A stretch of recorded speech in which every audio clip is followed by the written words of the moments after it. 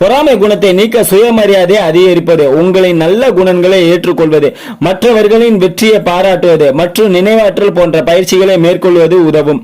தேவைப்பட்டால் ஒரு மருத்துவரை அணுகி ஆலோசனையும் பெறுவது சிறந்த வழியாகும். சுயமரியாதையை வளர்த்துக் கொள்ளுதல். உங்களிடம் உள்ள நேர்மறையான குணங்களையும் உடைமைகளையும் பட்டியலிட்டு அதை ஏற்றுக்கொண்டு கொண்டாடுங்கள். இது உங்களை நீங்களே மதிக்க உதவும். அடுத்து நினைவாற்றல் பயிற்சி.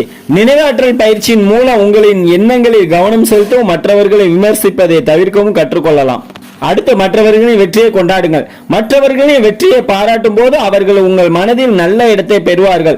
இதனால் அவர்கள் உங்களுக்கு உதவவும் தயாராக இருப்பார்கள். அடுத்ததாக தனிப்பட்ட வளர்ச்சியை மையமாக கொள்ளுங்கள்.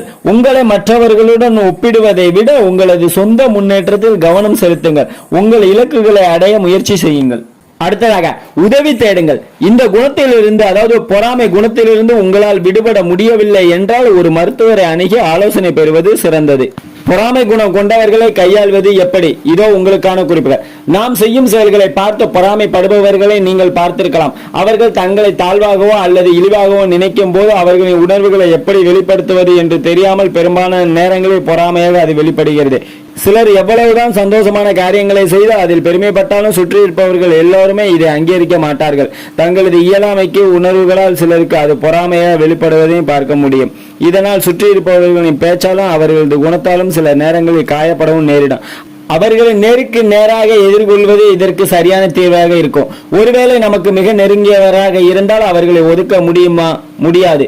இது போன்ற நேரங்களில் இப்படிப்பட்ட நபர்களை எவ்வாறு கையாளலாம் என்பதை குறித்து நாம் இங்கு தெரிந்து கொள்ளலாம்.